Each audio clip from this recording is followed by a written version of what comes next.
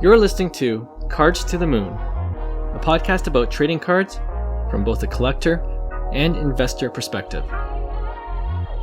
We hope you'll stick around for the ride as we take a deep dive into the state of the hobby, share some hot takes, hopefully some useful advice, and fun stories along the way. Hey guys, welcome to Cards to the Moon. This is episode 60 and it's another Friday episode. My name is Clark from 5 Card Guys, along with Hyung of Integrity Sports Cards and John, who is Trade You at Recess on Instagram. We're actually recording this show just a couple of days after the Sports Card Expo in Toronto just ended, and we'll get into talking about what we observed from the biggest local card show here in Canada. But before we do, off the top, I wanted to quickly get your guys' thoughts on the LeBron James Panini Flawless Triple Logoman card. There seems to be a lot of discussion on whether the collector who got the card submitted to PSA did the right thing by just getting it authenticated by PSA without a number grade. But before you guys give me your opinion on that, whether that changes the value of the card in your opinion, I want to know where you guys stand on getting one of one cards graded. Some people say, what's the point? It's a one of one. And others say they would absolutely get a one of one graded no matter what. What do you guys say? I was always in the boat that you got to get a one of one graded just because you got to prove its authenticity. Because you don't want, a fake kind of out there, of the possibility, right? So, sure. Like I always thought, one of one should be graded. You want it slabbed, right? So yeah. It's surprising though, like whenever I post on 5 Card Guys, like one of ones that are listed. Why are you yeah. There's so many people that say like, what's the point, man? I have all my one of ones graded. It's just it's in the slab. Yeah. Right? I agree. And I agree. I think in this case too, it was I'm guessing the person who submitted it basically believed that it was probably going to be a PSA 6 or 5. Something was, I could tell you that those cards don't come gem mint. Very, very rare, right? Especially, patch cards. They're a tough grade, right? So I think it wouldn't really hurt the value if you've seen a PSA 6, but at that point, do you want a PSA 6 or a PSA 7? In that, not that the grade matters. Yes, they have the point there that the grade probably doesn't matter. But I think at that point, just having it authenticated makes sense, just so that it's in the slab. It's a 101. You could enjoy it, and you're not really worried about like any counterfeits or anything like that, right? Right. Yeah, I'm 100% in agreement. I don't understand the hate or why there's such a huge debate on this. Some people are want to be purist and they like it coming from the original packaging with a Panini seal on it. I guess I understand that. But like you're talking big time money. Of course you want it authenticated. I don't know, in my opinion, right? And if it is no better than 8 or a 7, it's probably smart to get it just with the A, get the authentication. Because for me, if I have a one of one and I see it being like a 7, wasn't the Lewis Hamilton Superfractor like a 7? Or was it? Right. I think of something else. Anyways. It might have been, yeah. Yeah. But like when I see a 7, it probably, I think it actually does change the value a bit. It shouldn't, but it does because that's, right. That's marketing, right? So, for me, it bothers me too. Like I don't want to see a 7 on my one of one. So if that was me and that was my card and that's my PC, I'd probably do the exact same thing, get it authenticated. And then when it comes time to sell, at least there's no messing around. There's no question marks of like the card, who you are, like it's authenticated, it's PSA. It's definitely not a PC item. Yeah. For me. No kidding. Yeah. No, it's like, it definitely, we talked about this before, right? When it's that scarce, especially for a one-on-one, the grade doesn't really matter, right? But having said that, people use that as a negotiation tactic. Oh, it's like, Right. oh, it's a PSA 7, so it's not worth as much. Yeah, right? I don't think you could use that logic. You're But right. I do feel like on the flip side, like a Superfractor or a 101 that is a PSA 10 does attract a lot more sure. attention. For Like people are like, wow, They'll give it a you know. bump. Yeah. Yeah, for for sure. sure. And I think that's where I guess the divide is. It's just there's a half the people saying, why are you even grading it? And then there's actually a camp that basically says they shouldn't even authenticate it. They should grade it 1 to 10, which is fair. I believe that should be the real option, where there is no just authentication. It's just give the grade and give no option to really, just put an authentic label on it, right? Because think they're a grading company, right? So I don't know. Just take the authentication out. Just say everything that they grade is authentic, right? And give it 1 to 10 based on their scale, right? So there's that camp too. And then there's the camp that really don't care. They think 101 should be slab. I fall under that camp, but me too. I mean, you could take any perspective here, and you have an argument at the end of the day, right? So Yeah, no, for sure. Yeah, I'm with you guys. I would do the same thing, get it authenticated, especially for a monster card like that. And PSA right now, at least, is the go-to grading company, right, for that. So it's a no-brainer. Yeah. It'll be interesting to see how much it ultimately goes for, because it's going to Golden, I believe, right, on auction. Right. And it'll be interesting to see who the buyer is if we ever find out. But I think they information. kind of set themselves up for this because they hyped it and marketed so much. You got to think about sustainability in the future. Are they going to try doing something like this again? If there's a weak sale, let's just say, falls south of, I don't know what a weak sale would be these days, but like, let's just say under $2 million, right? Yeah. Would all that hype and buzz be worth kind of like, will people join that next year and the year after? Kind of not saying that you're going to have a logoman every year, because I don't think Panini's not that dumb to kind of replicate it, and I don't think they will.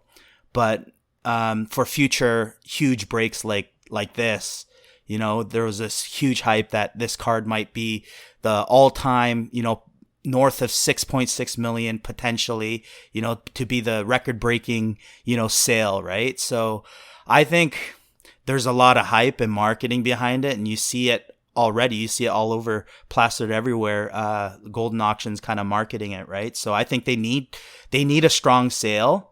I think for the sake of their reputation and business as well. And I believe that they will have a decently strong sale. I wouldn't say it would be a record-breaking sale for the most expensive card, but I would think that it would be like we discussed before. Like, I think we said like 3 to 5 million, which is nuts. Which is like, to me, that's a crazy price, but I think you need to, based on the hype, Yeah. You guys have a prediction? Yeah. I was going to ask that, yeah. You know what our track record is when we try to guess these high-end cards. I'll say between 1 and 6. 1 and 6. Come on, that's Right. too wide. If we're gonna play Price is Right, I'll go under 1. No way. It's Definitely. gonna go over 1. This is your proven track record, John. It's is. just going to continue. I don't think it'll go. It's like John's take betting a risk. $1. I know. John's betting $1. Yeah, That's exactly what I'm doing. That's true. Listen, you know He what? thinks- For me, we talked about this before. If I'm in the space of buying $1 million cards, like that's my thing. For me, I'm not touching this card unless it's at around $1 million or less. Like I think there's just too much. But John, Yeah, how about if you had $100 million? Would you really I'm not like? I'm not like. You know what I mean? If you had that At much this point, money to spend, I just does think it- at this point you're just being, whoever's buying this, it's just such a polarizing card, and I think half the internet is gonna mock whoever buys this card. It's got such a negative thing like attached to it right now that you're gonna be that clown. You're gonna be known as that clown that bought it for 2.5 million or 3.7 million. And I don't want to, if I'm spending money, that's way too risky for return on investments. of millions of dollars, I'd rather put that in something else. Now, if it's under a million, like it's a really good price where no matter the negative marketing, I think I can make money on this in the future. You know, like once the marketing wears off and all of that stuff, I think there's a price for that. So that's why I say if I had the money, I am not paying over $1 million. I'm not paying over $1 million. For me, I'm not. And it's not just because I don't think many. I honestly don't think many personal like collectors would. Personally, sure. I wouldn't either. Personally, no, but let's say just like strictly investment too. No, but you're for me, it's like one from a business standpoint. Golden can't take a hit like that. Right. There's no way. They have safety. They have to have safety under a certain amount. Like I guarantee you.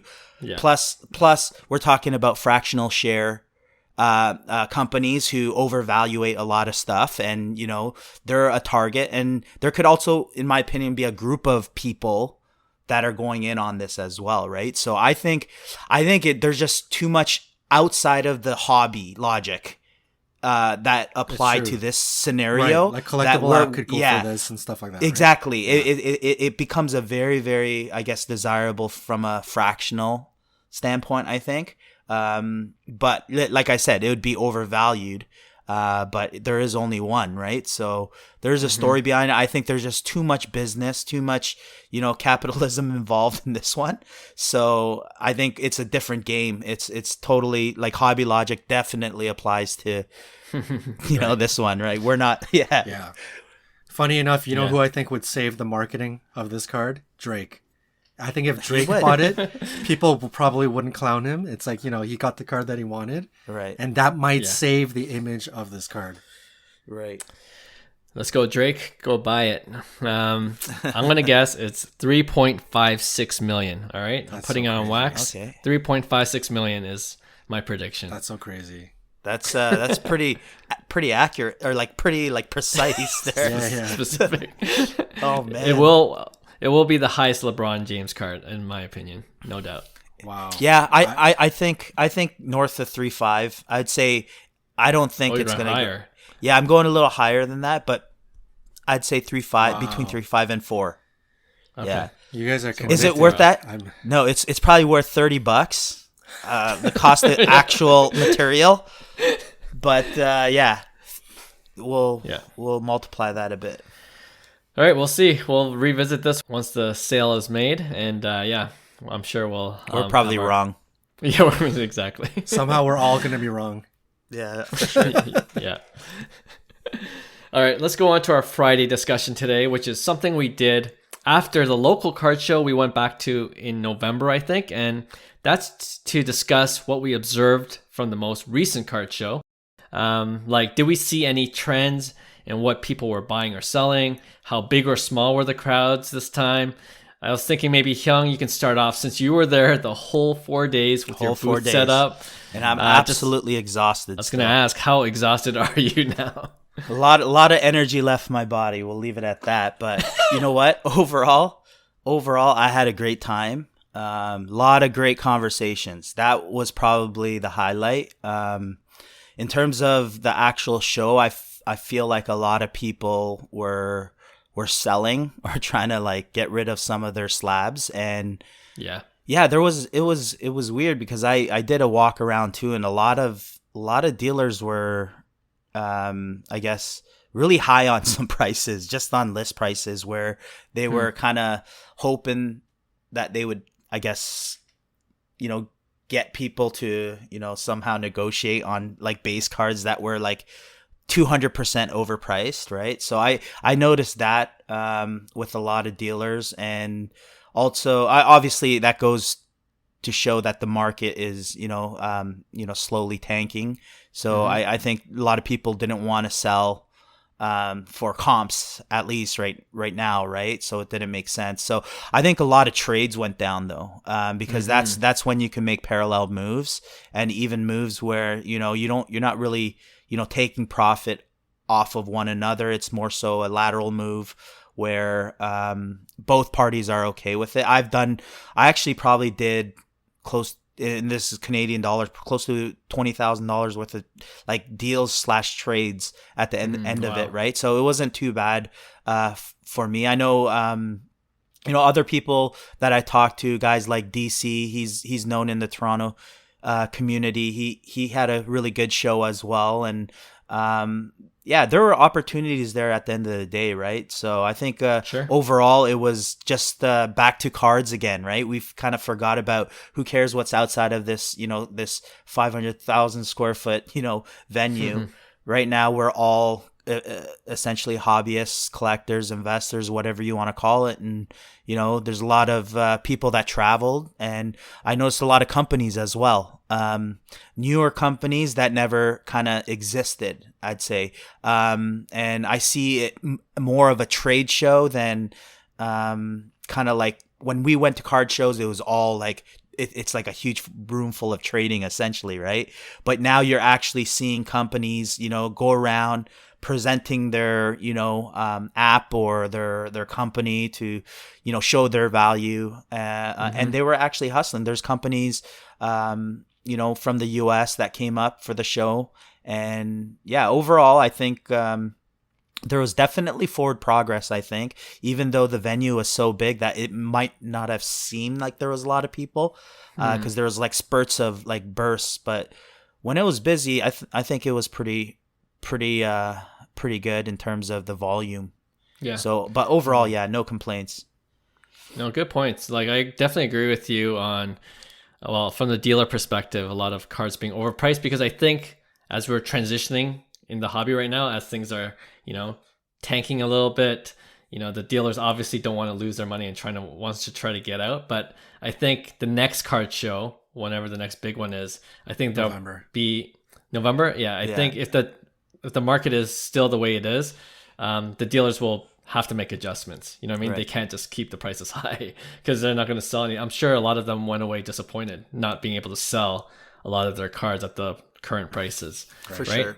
Right. So, and I agree with you with the companies, like you saw Whatnot, you saw PWCC there. Yeah, you saw all these US companies, grading companies. And thinking of that, I think going forward, you're going to see more of that, because if you think about it, there's more value attending those shows as a marketing thing more than selling. And as people realize that before, it was like hobbyists that would set up booths, right? But now it makes more sense to bring your slabs, walk around, don't pay the premium to set up a booth, right? Because there's really no point, because you know what I mean? And I'm not saying that that's going to happen all across the board, but it's definitely in terms of the ROI that I think people are shocked. They think that, in the height of the hobby, you could have put anything out there for sale and it'd probably sell, or you could make a deal on it, right? But I think as things slow down, it's just not worth it for, like I said last week in the episode, when people realize the ROI is not there for these card shows, right? You're better off going there as an attendee, paying, just the cover charge, and then going around and hustling with your slabs, right? And let the dealers, the bigger companies, as they grow, it becomes more of a trade show type show, which could be good or bad, right? So sure, I totally see that. I wish one of us went to the one of the trade nights so that we can report back the difference. Yeah, you know what? I was just so exhausted. I don't. That was the last thing I wanted to do. I was doing trades all day for 4 days. So literally, I went there for 2 days, and Hyung was there for 4 days. And the 2 days I was there, like, Hyung was talking nonstop. You know what? Like, once you get me going, man, and I have a couple of the coffees. I think I had a Monster. That day too. Yeah. So it's just like I was wound up and then just nonstop for 4 days talking. And I could do that, right? You're hustling, man. Johnny, you were there for 1 day. What did you think? Yeah, I'm certainly not the person to talk to about reviews, because I was way too busy. I was anticipating going like all day Friday and all day Sunday, which ended up turning out to be 2 hours Sunday right before close. So the impression I got obviously was, number one, I did not get to go around to see every booth.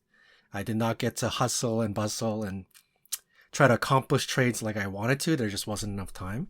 And then obviously, the feel and atmosphere was kind of winding down. Like it wasn't as busy, I'm sure, as maybe Saturday was. You guys can make the comparison. I've kind of felt like the venue or the number of vendors was a lot smaller than the last time they had it. In the when was the last time they had it? In September? No, September. Anyways, it was November. November probably. Sorry. Yeah. Right. Yeah. So it was short-lived for me, but I had been talking to somebody outside of the show that was going to be there as a part of a dealer. So I already had a goal in mind. Hyung has been helping me sell a whole bunch of my slabs and move it into a Soto update refractor, which I was able to do at the show. So I had one main goal in mind, and I was able to. That's a big card, man. Thanks to Hyung, yeah. A lot of help from Hyung, and I appreciate it. No worries. We're going to talk about what we picked up, but do you want to talk about how you got the refractor? It was actually a 3-way trade, right? It ended up being that. Yeah. I actually, at the end of it, I was like, okay, I'm just going to do my walk around last 20 minutes of the show. And then I run into John, and he's like, yeah, I'm about to do the deal. And I'm like, oh, no way. Where is he? Let's go. So we go together, and he's about to, pay him cash. And by the way, this is 2018 Topps Chrome Update Refractor number 250 or 299? 250, I think. Yeah. PSA 250. 10. So PSA 10, massive card. Massive Juan Soto card. Yeah. So we ended up, anyways, I ended up selling my Gatorade Bath PSA 10 to. That's a monster card too, yeah. Yeah, it's a monster. I wasn't planning on it, but then it was a 3-way where John basically got the Soto refractor. I sold basically the Soto Gatorade Bath to the dealer, and then John basically gave me the cash, right? So it ended up kind of like, and it was like the last 20 minutes of the show. So I kind of ended off the show with a bunch of cash, which was good. But John ended up picking his card that he was targeting for months now, right? Mm-hmm. So I know he's been in conversations with the dealer for the past couple months. So it's good to see that, he actually landed it for sure. Yeah. And shout out, that's cool. I don't know if he wants his name out on the podcast, so I won't mention it for the time being, but I'm sure I'll shout him out on IG.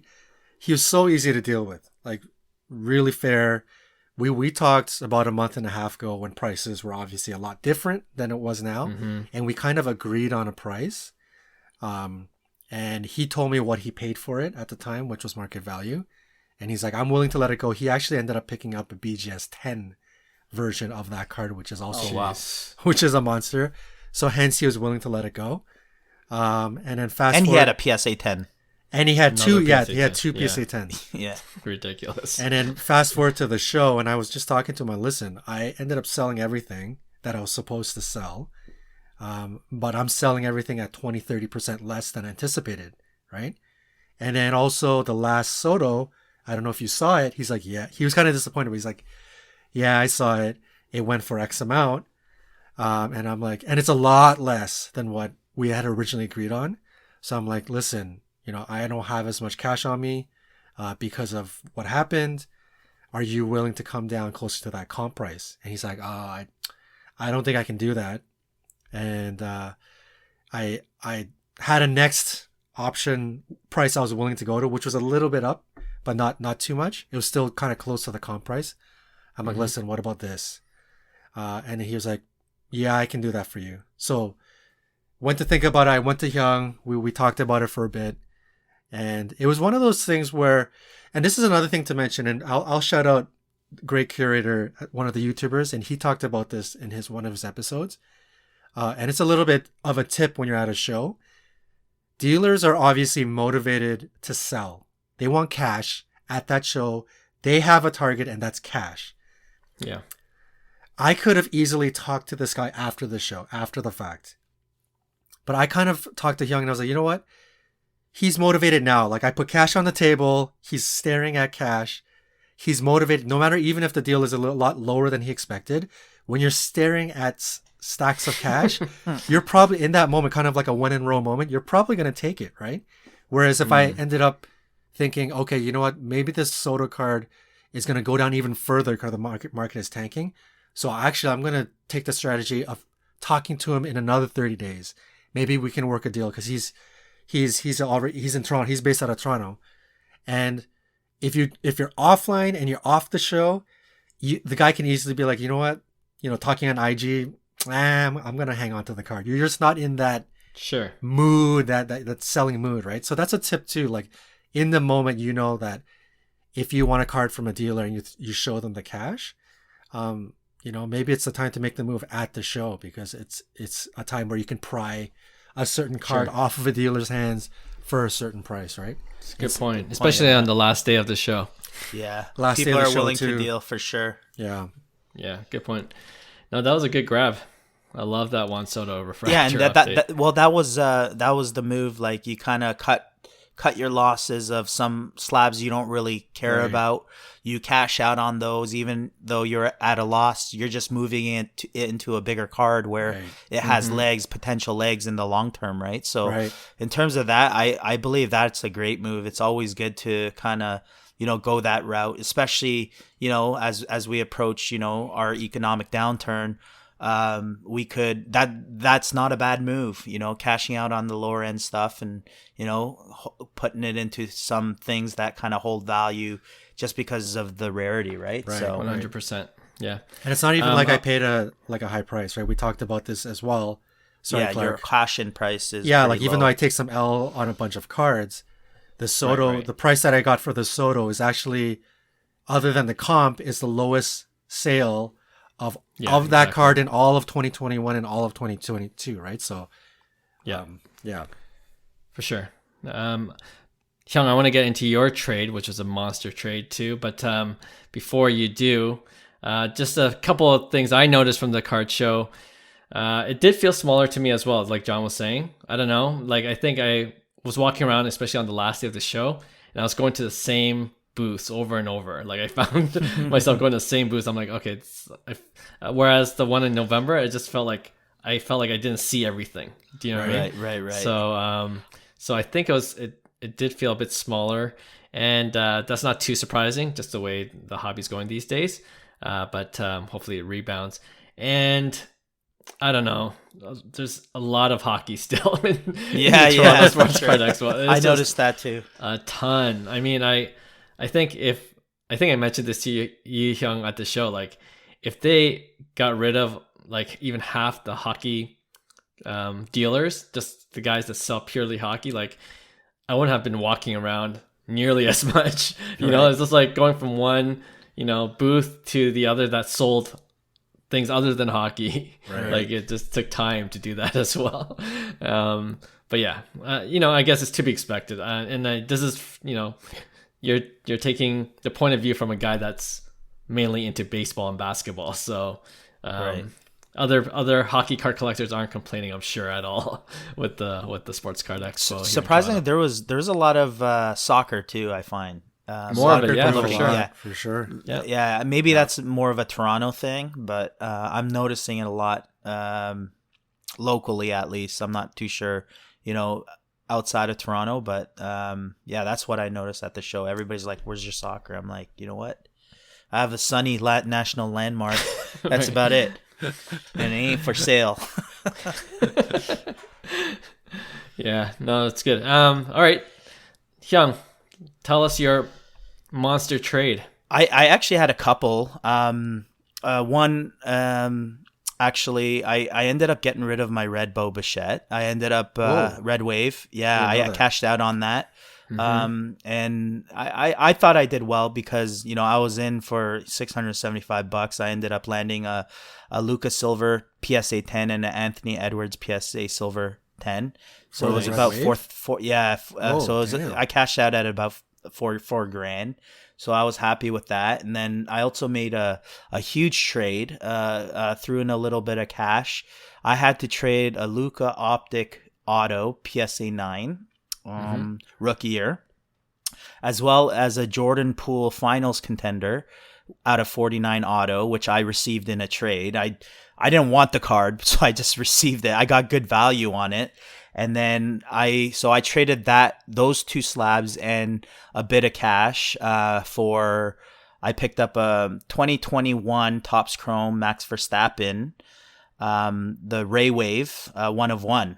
Yeah, so Damn. which is A crazy, 1 of 1. but it's not the portrait, which is the more desired Verstappen in the set. But for me, I believe in the future of F1 and being able to kind of move a card maybe that I wanted to. It's kind of similar to John's move, I guess, in the refractor, where I wanted to just liquidate some cards, and throw it in something that potentially might be a really good investment in the long run, right? And kind of just enjoy the card, and knowing that I'm never probably ever gonna get to even purchase or bid on a 1 of 1 second year of the F1 set. Sure. So that was my train of thought. I thought it was a good opportunity for me. I knew that I wasn't going to get that opportunity again. So yeah, I made a few deals, and obviously the Soto was a big one as well. So yeah, I was quite busy throughout the weekend. Yeah, that was a beauty. Yeah. The Max Verstappen. He's the guy right now too, right? He is the guy. Yeah. There's some hype around it, and then the price was right. Like I said, if it's somewhat, affordable, and I could move some cards into that value, I have no problem doing that, right? Mm-hmm. Because, for me, it's like, I love the Luka Optic Auto. I think it's one of his greatest cards, just because he doesn't have too many on-card autos, and the print run is super, super low. So there was that, but I feel like that market is sitting so sideways that, it's kind of like, I don't think you're going to see a big bump in anytime soon on Luka cards. So that's also why I kind of went, the other way and into a whole different market. Because I believe the F1 market is still like untouched, to be honest. I just think people don't realize that it is the world's largest sport, right, from a global perspective. And we still haven't even, scratched the surface. And as more collectors come into that, F1 market, I feel like they're going to increase the print runs again, right? So like that's why the 2020 Topps Chrome F1 will be kind of like the set. It's going to be valuable. It's going to be very valuable. So they increased the print runs in 2021. So it's still an awesome set. I believe there's a lot of, big cards out of there as well. So yeah, I think it was a good long-term move for me overall. Yeah, it was well done. Well done. Maybe you should go talk to fellow Korean. She collects cards because she's big into F1. Oh, is she? To work a deal. She'll probably want that card bad. Oh, really? I don't know if it's too desirable right now, but I'm sure like down the road, as Max, has a lot more victories and success in his career. I think you're going to look back and say, you know what, there might be a lot of value that way. Yeah. I think it was a great move. I mean, he's one of the main characters. I will admit I am a bit of a skeptic in the long term of F1, way more so than any of you guys. But he's one of the main characters, and you're talking a 1 of 1 card. Like, how many Topps Chrome 1 of 1s are there for Max Verstappen? 2022 and 2021 included, right? So you're hanging on to one of the select few, like, high percentile Max Verstappen cards. Right? If it was basketball, there would be like 17 1 of 1s. Yeah, I know. Oh boy. Yeah. No, that was a good trade. Yeah, I ended up making one trade myself, and it was for my Bo Bichette Refractor BGS 9.5, plus my Lewis Robert PSA 10 first Bowman auto. Okay. So I added those two for an Aaron Judge first Bowman Chrome Refractor BGS 9.5. So straight up, 2 cards for one, no cash, and the reason why I did it was like, I think in this market, I love Bichette. We talk about Bichette all the time on this podcast. We love Lewis Robert. We talk about him all the time. Yeah. But in this market, guys are still trying to prove their worth, and I believe in their talent. Their prices are going down right now, at least, right? Right. And Aaron Judge has more of a track record, has I believe higher potential with the number of home runs he can hit. Very marketable, plays for the Yankees, all these things going for him. And I think if everything breaks right, he can have a pretty historic season this year. He just hit a home run today, so that's 22 now, leading the Major League Baseball. If he hits 60 plus, like that's what I'm banking on. That's big time. Then things start to get, he gets in the news a lot at that point. Right. And especially playing for the Yankees, especially breaking Roger Maris's record, who also played for the Yankees. Like I could see it's all about the narrative at that point. You know what I mean? Yeah, I like that move. Yeah, for sure. So yeah, I'm happy with it. Probably, I definitely, like you were saying, John, like, if you look at how much you paid for the card and how much I sold it for, I did sell it at a loss, but it's the same thing for the Judge. Like that's come down since its all-time highs. You know what I mean? So it kind of balances out a little bit that way. And then that guy also sold or bought my Zion Williamson light blue select, which I got graded SGC 9.5. He just paid $500 cash. Sweet. So I got some liquid from that. and I thought it was a fair deal all around. But I think long term that's great. And as you see kind of like the market go down, you're gonna see like almost like a shaking. So sure, like you'll see a lot more correction of true value on everything. We're talking whether it's real estate, whether it's stocks, cryptos, you'll see a true value. So I think a good move is like those kind of like long-term moves to say, okay, what is really worth, kind of like a future investment, right? So I think there's a lot more speculation on the Bo Bichette and Lewis Robert, like in terms of kind of like that lull we talk about. If they don't perform and keep up with their with the MLB superstar kind of numbers, their prices are just going to continually dip. Whereas like now, you see the true value of guys like Aaron Judge and, Bryce Harper's and the Machados. Like, I think there's all that, right? So I like that move. I'm starting to do that a lot more with my lower end to trade into kind of like more long-term plays. Yeah, I think that's a good play. All right.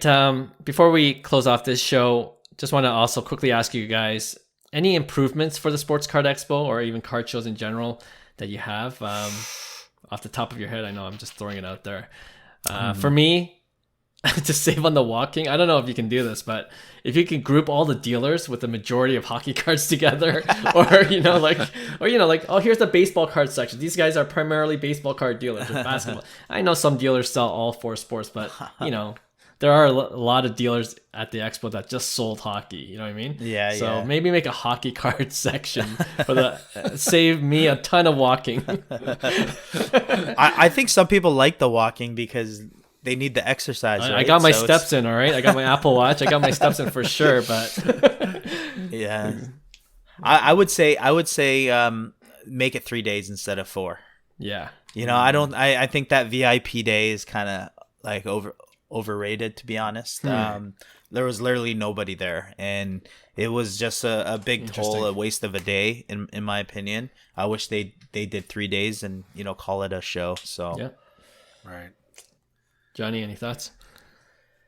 Well, I only speak from my side of the table, but I think it's kind of like what Hyung mentioned. I feel like if you're motivated to sell as a dealer, some of the pricing, right? Like, I mean, I walked around and it was very brief, but even if something caught my eye, the prices were so high that like I didn't feel like I had the energy to even start discussing or go down the path of like, hey, would you want to look at these cards and maybe trade or talk? Like, I wasn't in the mood, and some of the cards, I already had a card in mind that I really wanted, so this was sort of like window shopping. But like literally, it wasn't. Almost 90% of the cards that I'm seeing, or the dealers, it wasn't even at comps or like maybe part below comps. As I was window shopping, I don't think I saw any steals and deals. You could probably get steals and deals as you talk to them and you work it. But, I had the unique experience this time of literally only having a couple of hours. And maybe that's the case for many visitors this time, is they're only in there for 1 or 2 hours or 3 hours at the most, right? So you don't really have that luxury of going all out. So Yeah. I don't know, maybe some little tip to the, and Hyung sits on both sides of the table, so he can correct me if I'm offside. But I feel like, with some cards, like if you're already motivated to sell, like price them at a pretty, getting close to what you think it should sell for, and then maybe you'll catch random buyers walking around and be like, oh shoot, okay, there's a price. Maybe I'll go after that, right? Yeah. No, I had a few people like they noted that, like they're like, oh, this is a good deal. Like they knew already, right? So I think that helps. Like you don't have to put everything on sale, right? Have a couple slabs that are like, whoa, like this is a pretty good deal. Sure. And have your other stuff kind of like overpriced if you're not like motivated to sell as much, right? So Yeah. The only good thing about that is like if you see a table where, like you see a Luka Doncic silver prism, what the comp is just by memory. And they're marking it up for 2x. You're like, okay, this is not even a table worth staying at. You know what I mean? Just move on, right? That's true. Right. Yeah. If it's close to the comp, then you're like, okay, maybe there's other deals to be had. Right. So maybe that's the point. Maybe that's more the point. I think if you have a rare card and it's priced high, cool. I don't have an issue with that. But if it's clearly like a very liquid card that moves every day, Yeah. like a base PSA 10 Tatis, or $300. Exactly, or like a Lucas I've Silver. seen them, yeah. Like that, I think, Clark, you're right. If you see those priced high, you're like, yeah, you're not even motivated to like stop there, right? Yeah, for sure. Well, for the Sports Card Expo in Toronto, like the liquid card or somewhat liquid is the Austin Matthews SP Future. Right, if it's over 12,000, that table's a ripoff. There's like cards. There are people selling the exact same card for 10,000 or less. So Right. Anyway, we'll end this show off here. Again, we appreciate all the listeners of this podcast. If you enjoyed this episode, we appreciate you giving us 5 stars. It helps us out a lot. And we'll see you on Tuesday for our next full episode. Bye. Hey, thanks for listening to Cards to the Moon. We'd really appreciate you subscribing to our podcast wherever you listen to your podcasts. And you can also connect with each of us on Instagram at 5cardguys, or you can follow Hyung at Integrity Sports Cards, or John at TradeU at Recess. You can also check us out at 5cardguys.com. Thanks again, and hope to connect soon.